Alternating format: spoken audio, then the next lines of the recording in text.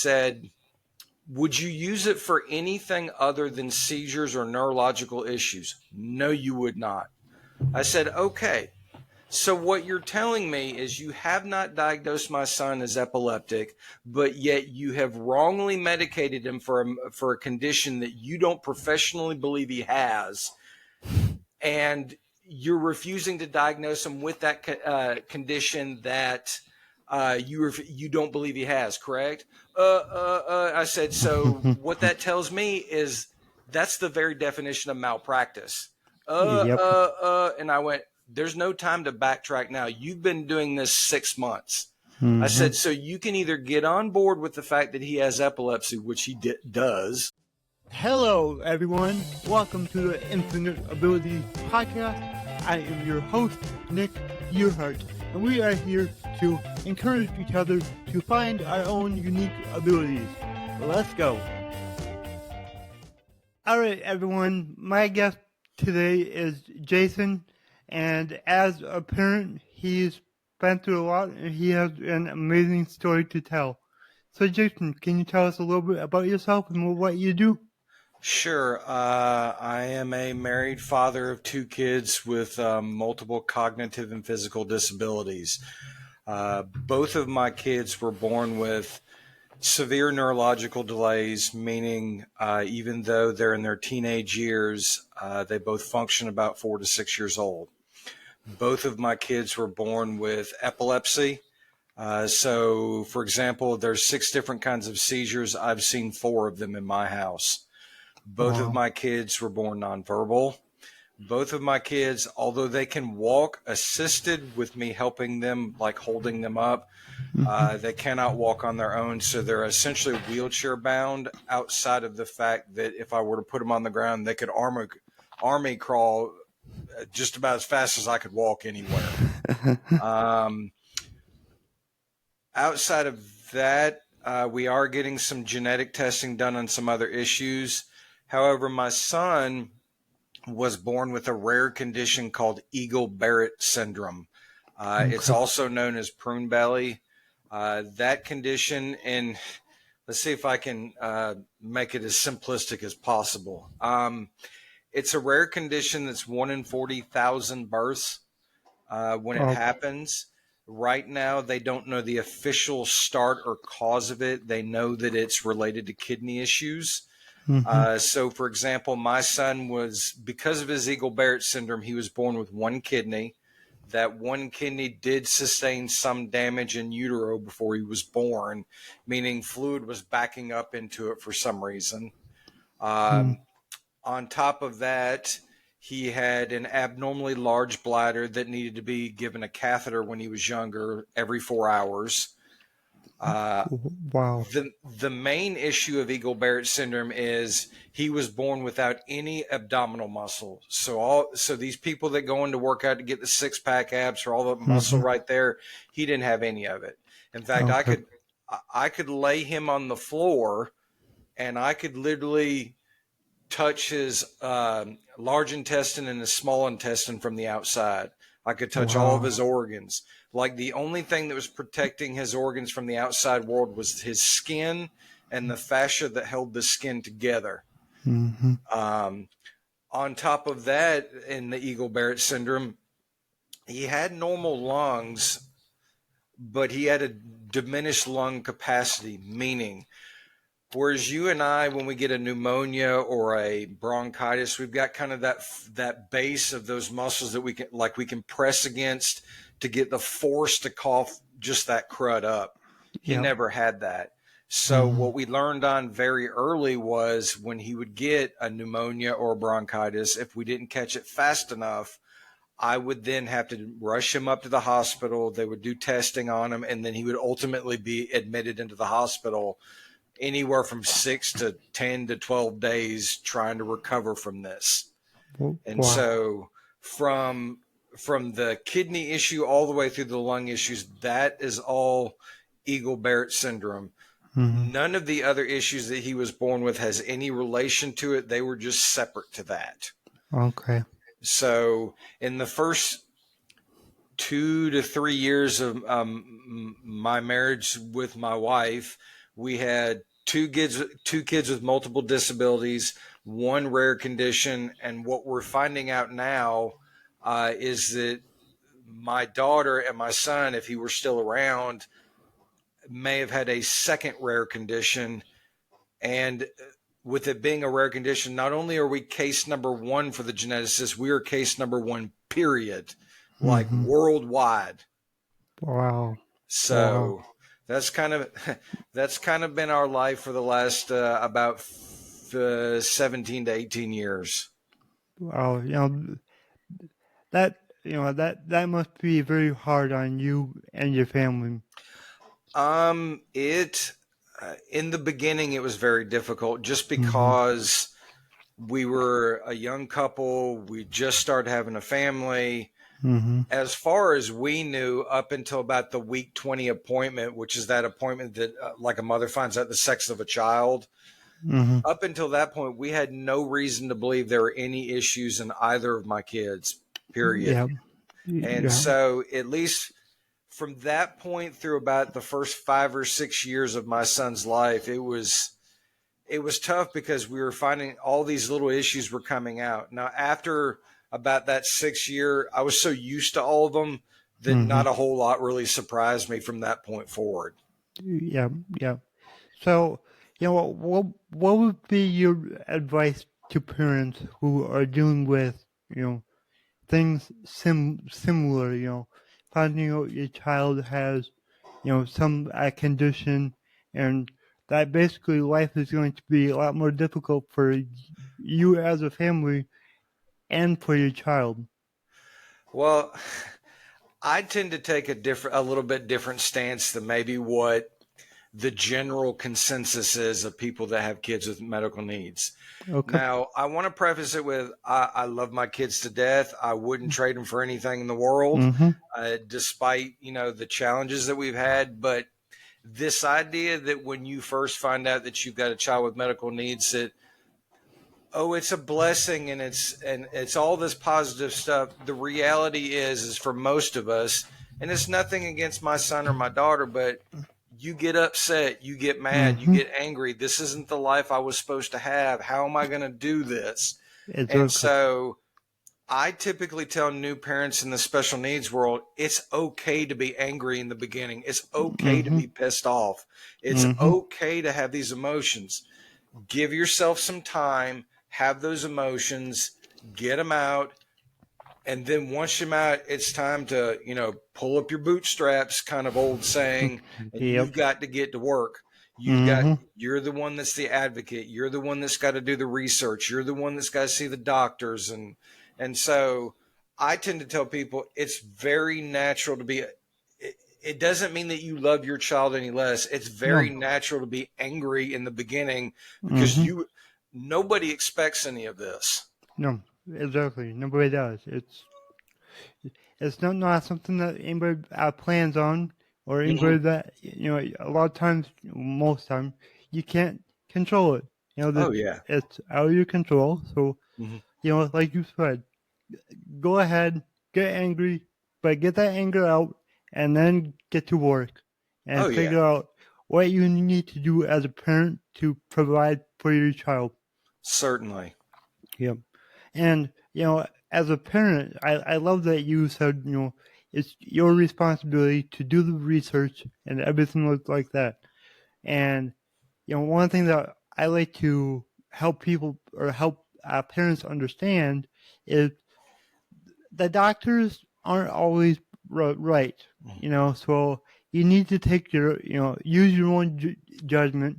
You know your child better than anyone. So sometimes the doctor might say something and it might not be true. Like, just for instance, the doctors told me I would never walk. Well, I started walking at age 5. And then they told me I would never drive a car. I got my license at 16. Awesome. Then they told me I couldn't get my commercial driver's license. I got my commercial driver's license at 21. So it's just like I fought through all of them. I fought and fought because I knew I could do it. And it's important for parents to have that confidence in their child, so then they can be like, okay, you can do whatever you want. So figure out how to do it your own way if you need to. Certainly. And the other thing I would add to it is when you first get in to see all the, like for my kids, I had 6 different specialists that I would see every 6 months for the longest time. There's a learning curve there.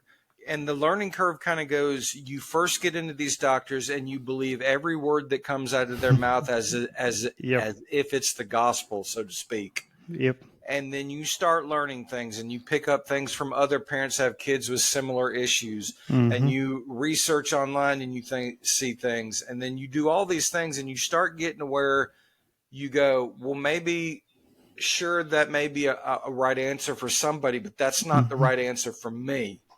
Exactly. And so you get to a point. Now I'm far enough along in this journey where I tend to be blunt with doctors just because I've developed that thick skin, and there are just certain things I'm not going to allow. And so you get to a point to where you'll go, when the doctor says something, you go, wait, no, it's not what I want to do. That we've got to have a different option. In fact, I would tell your listeners out there, I can't tell you how many doctors I have literally fired. In fact, same. one of the neurologists that my son had, I'll give you a great example. When he first started having seizures, the very first one they called a freebie seizure. And what they meant by that was they don't prescribe medication for that until it becomes a pattern.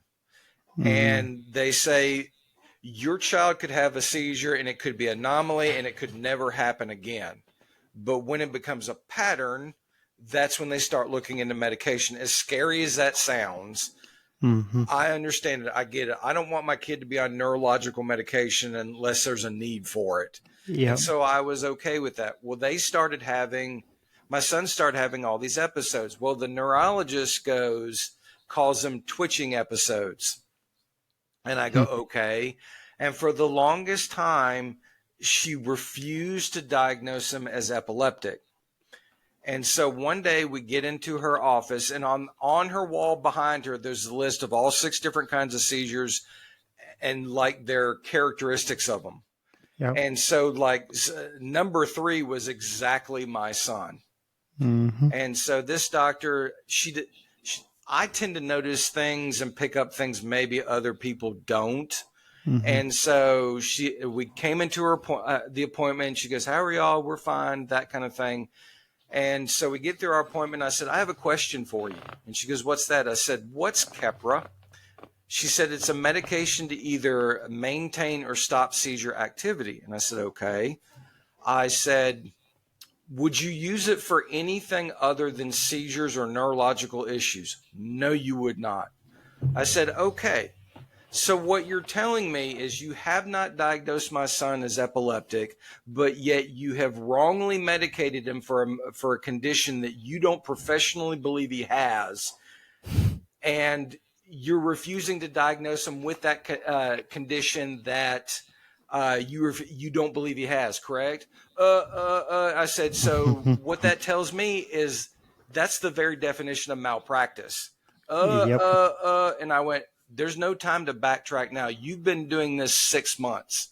I said, so you can either get on board with the fact that he has epilepsy, which he does, or I'm going to call my lawyer. We drove out of that parking lot, and before we could get out of the parking lot, the nurse for her called us and said, the doctor has decided to diagnose your son as epileptic. And I went, really? I said, that's all we were asking for. So... Yeah, that's an important story, and it happens far too often. Things like that, it's just doctors are quick to give out a prescription. I feel like, and it's like I wish more would take the time to thoroughly diagnose everything, because I feel like a lot of people are on prescription drugs that don't need it. Mm-hmm.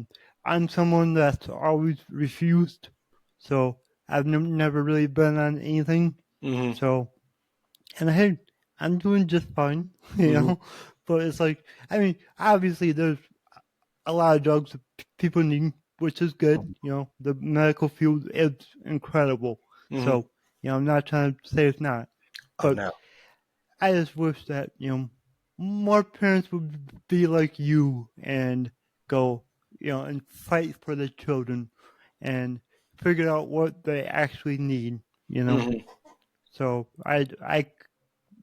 what you do is amazing, Well, and thank you. you're just an incredible dad. Thank you. You're awesome. Thank you. Yeah, yeah. So what is what is something that you're working on right now? Okay. Because I know you have letters to Zachary, so I'd love to learn more about that. Okay. So the story behind Letters to Zachary is, uh, of my two kids, my son was my oldest. Uh, of my two kids with their disabilities, he was the more medically fragile of the two, Mm-hmm. meaning of all of the hospital stays, he was 95% of them. Uh, Okay. he was all respiratory related stuff. He had a couple of major surgeries, one being a spinal fusion surgery that he had to have. So it was my son that was more medically fragile. So I won't get into a lot of detail about it, but January 28th, 2022, that morning he was just fine. He went to school, came home. We did the evening routine, put my daughter to bed. And typically, what would happen is we'd put our daughter to bed and we'd keep our son up about an hour later just to give him some one on one time with us. Because, Mm-hmm. I love my daughter, but my daughter being a girl sometimes can be intense. Oh yeah. It is the nicest way to put it. I love her to death, but sometimes yeah. So Yeah. we brought him into our room like we normally do, and we laid on our bed with him, and we watched Mm-hmm. some TV. Got ready for bed. Went to go brush his teeth with an electric toothbrush. He liked it because he had sensory issues, and Mm-hmm. that he just liked the feeling of it. Yeah. And my wife went to go brush his teeth, and he threw up a little bit. Didn't really surprise us. So I just looked at my wife and said, well, maybe you went a little too far back and you hit kind of the gag reflex and just Mm-hmm. something came up. Didn't Yeah. think much about it, put him to bed. Well, that night he was up and down all night, which is unusual for him, which this is 2 days prior to the 28th. So I'm a stay-at-home parent at this point, and I text the teacher and go, hey, Zach's got, I think, a 24-hour bug, possibly. I said, I don't Mm-hmm. want to send him to school because he was in a self-contained classroom. Mm-hmm. And I was just like, I don't want to spread anything. Should he be contagious? I'm going to keep him home. Mm-hmm. She was great. She said, fine, let me know tomorrow if you're going to keep him home again or not. Okay. So he's up and down all night. I decided, so that next day I kept him home. And I sat him in his favorite chair, and I kept telling him, I'm just like, buddy, you can take a nap, because I knew he was tired because he was up and down all night. He didn't really sleep well, that kind of stuff.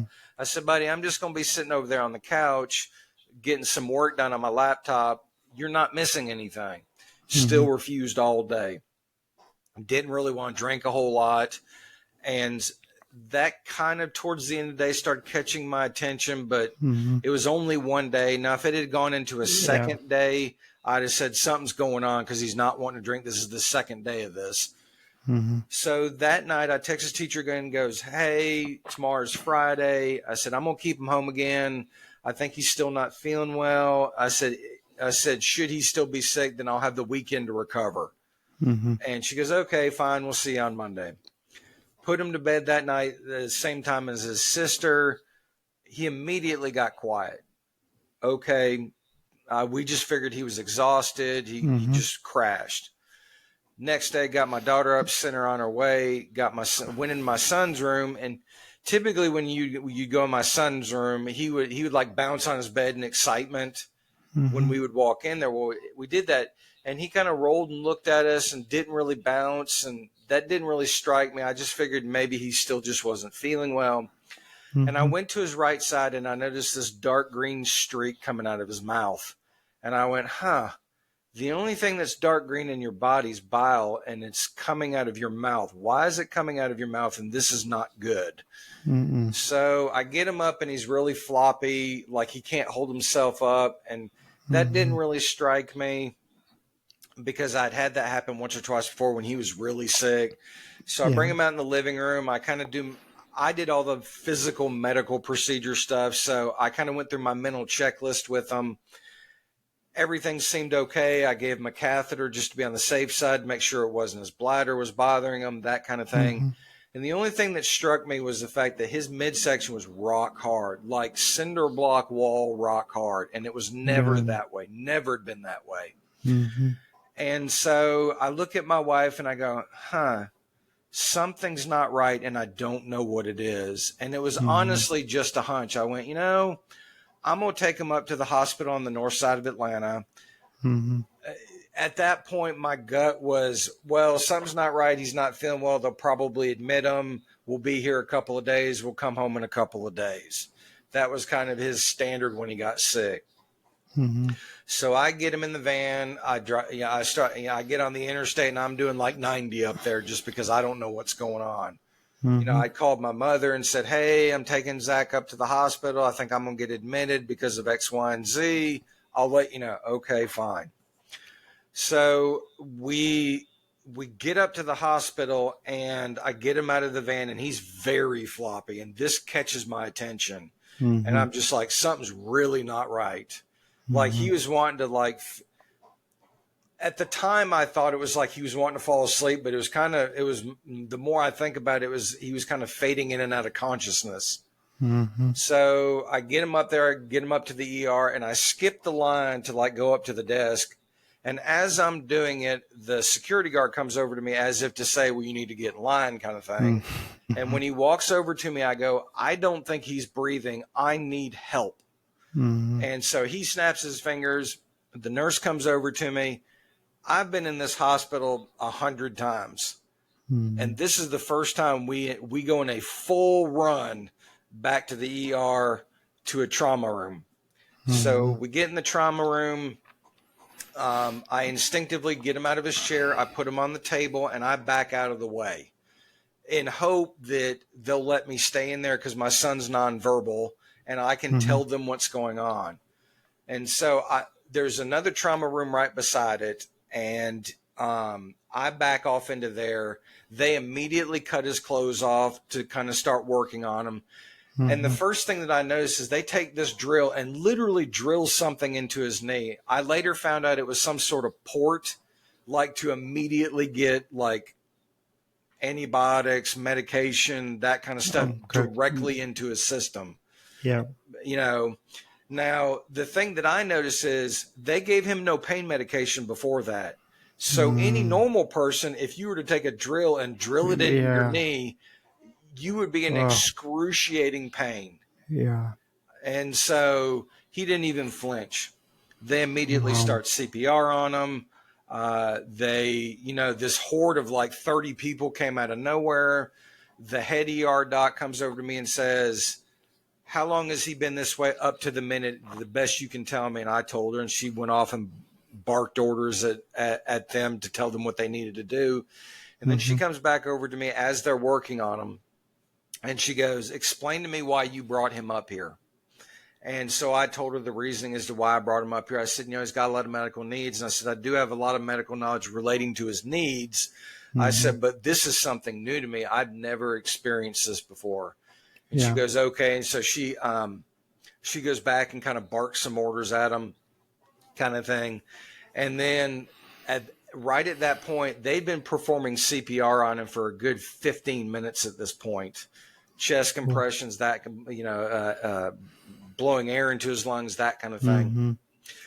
And so at that point, they get the paddles out. Now, in the old traditional sense, they're the ones, the big plastic paddles that they put the gel on and they rub them together, that kind of thing. Well, today's that's not it. They're kind of pads they stick to you. Yeah. And the box almost looks like an Xbox to describe Yeah. it, kind of thing. And so they yell clear and they hit the button, and just like on a TV show, he literally raises off the table. Mm-hmm. And so, because of all his respiratory issues when we were in the hospital, I'm watching the oxygen rate and his heart rate on that monitor because I know what all that means. And they shock him, and it literally goes boop and goes right back to what it's doing. And even though at that point they were still going to work on him for 30 more minutes, I knew at that point, I thought, he's not coming back. I had an instinctual, and so they worked about 30 more minutes, and then the head ER doc comes over to me and goes, well, we can shock him again, but she goes, I don't think the result's going to change. And I said, well, this is your medical wheelhouse. This is not mine. Do what you think is professionally necessary. And so they do it, and just nothing. And at that point, they pronounce him, and, you know, we go from there. I'll say for the audience, me having to call his mother at the house when she originally thought he was going up there for just a simple illness to be admitted for a couple of days, to tell her that her son was dead on a table, I will never forget that sound she made. And then I then had to call my mother, his grandmother, and I'll never forget the sound she made when I told them. On a side note, my mother told me later on down the road, she goes, the one thing that caught my attention is when you called me right after Zachary had passed away, was you were eerily quiet and calm. She said that you were almost like nothing had happened. There was no inflection in your voice. There was no sadness, no sorrow, nothing. And I said, well, in that moment, I had to compartmentalize because I needed to know some answers. In fact, the care team that came in afterwards, I looked right at her and said, this is going to sound cold and callous, and I don't mean for it to be. And I pointed at my son and I went, I will deal with this in a minute, but I need to know answers to these questions. And she goes, okay, what are your questions? And I rattled off about 10 of them, and she answered all of them and all that kind of stuff. So with that being said, this is what started Letters to Zachary. After everything had happened and going through the funeral process and then the service, and like we had our son cremated, that kind of thing, I saw a counselor, and she goes, have you ever thought about journaling? And the irony of all of that was my response was, I'll never forget it, was, I don't know how good of a writer I am. I don't know if that's my thing. And so she said, well, think about it. And she said, you can go back to that idea at any point. So that idea kind of sat in my brain and kind of on my side table for about 2 or 3 months afterwards, because I was just like, I don't know if I want to do this. Well, one day I was having a moment, and I just decided to open up a Word document, and in letter form, like I wrote the date and Dear Zachary, and I just started writing my just unfiltered, expletive laden kind of feelings about just the whole situation. And I did that several, at that point it was early on, so I literally wrote every day at that point. And I kept it to myself. I thought, well, at some point I might print them out, and if anything, I can do it to get it out. And if I need to, I can just burn them in the fireplace. Yeah, that kind of thing. Yeah. And so one day I got on Facebook, and as you know, you can find groups for anything. Yeah. And I found a group that was the loss of a special needs child, which I was kind of surprised that I found. And I got to know the admin. In fact, at this point, I'm an admin with her in this group. That's awesome. So I got in there and I said, do you mind if I post some of my journal entries? She goes, no, we'd love for you to have it, because as many people know in these groups, typically it's 95% women. There's probably about 5% men. And of that 5%, there might be less than 0.5% that are actually somewhat active in those groups. Yeah. And she goes, we'd love to. She said, we get so few men in here. We'd love to hear what you have to say. So I did. And I almost immediately got a response. I mean, just a huge response.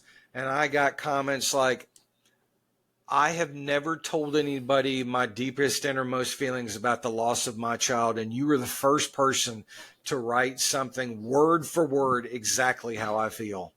Mm-hmm. And I said, well, I appreciate that I can write something that resonates with you. I said, this is, inspiration from my son. And so Mm-hmm. um, I did that for several more times. And ultimately, it kind of evolved to where someone said, have you thought about like doing a Facebook page? And I said, well, I could do Mm-hmm. that. I said, if anything, I could kind of copy and paste and just share with friends and things of that nature. And I Yeah. can try to help other people. And so that started working okay in the beginning. I had about 10 or 20 followers, that kind of thing.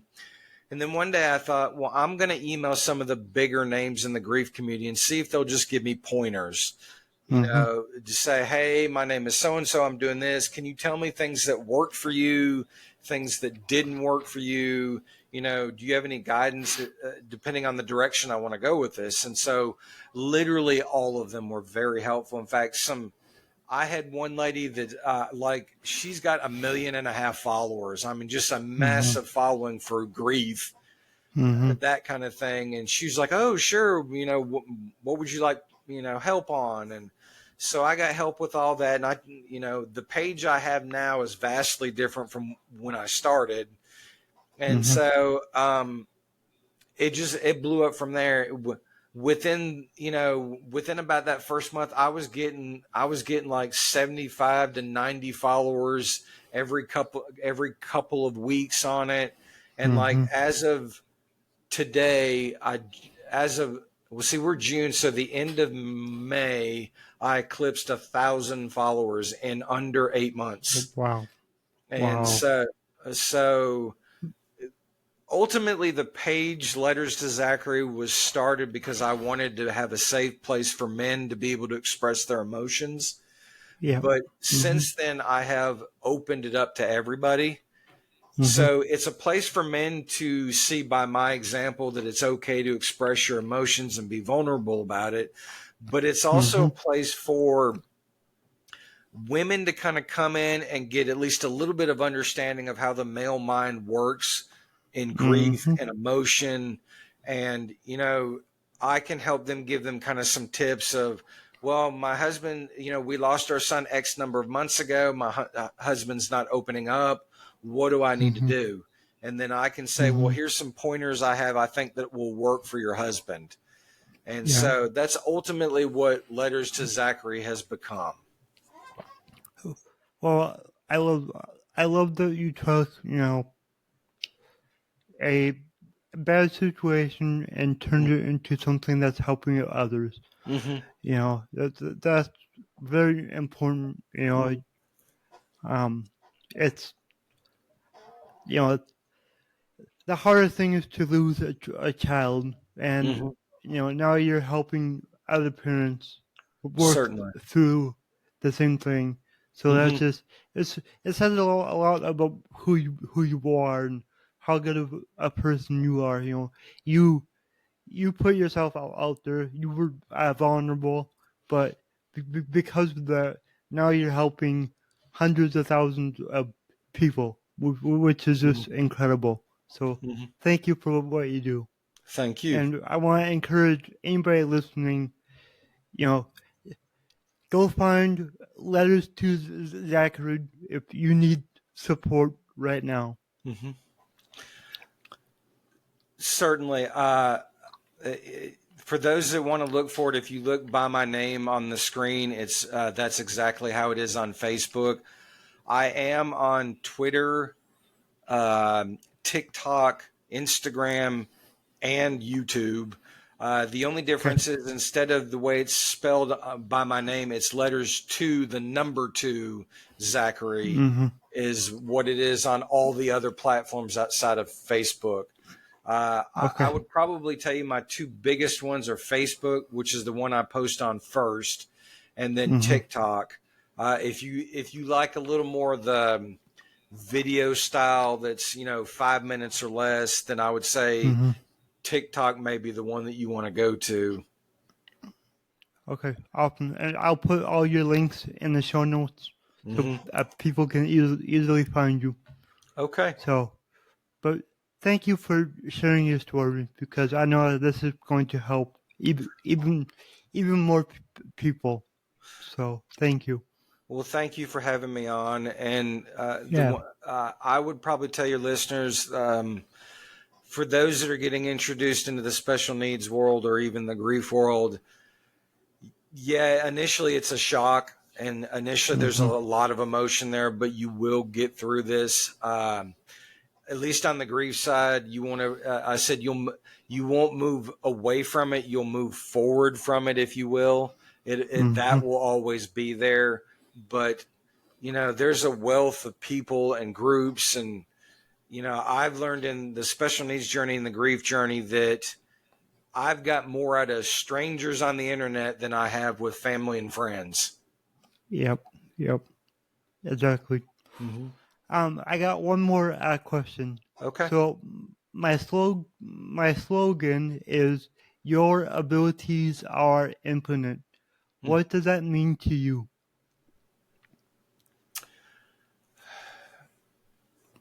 Wow. Your abilities are infinite.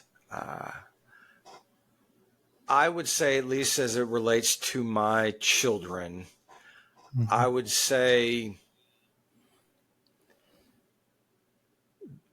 that implies to me that there's more than one way to get to the final destination. Just Mm-hmm. because choice A is a dead end doesn't mean you can't reverse course and go down choice B. And if choice B Yeah. is not the direction you want to go, it's not like you can't make a U-turn and go Mm-hmm. to another direction. There's more than one way to get to a resolution to whatever you're dealing with. Um, Yep. it's similar to the idea of neuroplasticity in the brain. Just Mm-hmm. because one neuron's path is blocked or cut off doesn't mean you can't learn and train your brain to go another way to accomplish the same task. Yep. So that's what that motto says to me. That's awesome. Thank you so much. Thank you. This was this was an incredible episode. Um, and I know it's going to help so many people. So thank you again. If you enjoyed this show, please go ahead and share it on your Instagram story and tag me in the Nick Earhart. Also, go ahead and share it anywhere else that you see fit, because the only way that I can grow this is by you guys sharing it. I don't sell anything on here. I don't have any sponsors. So let's just get it out there by word of mouth and help more people. Alright, everyone, remember, your abilities are infinite.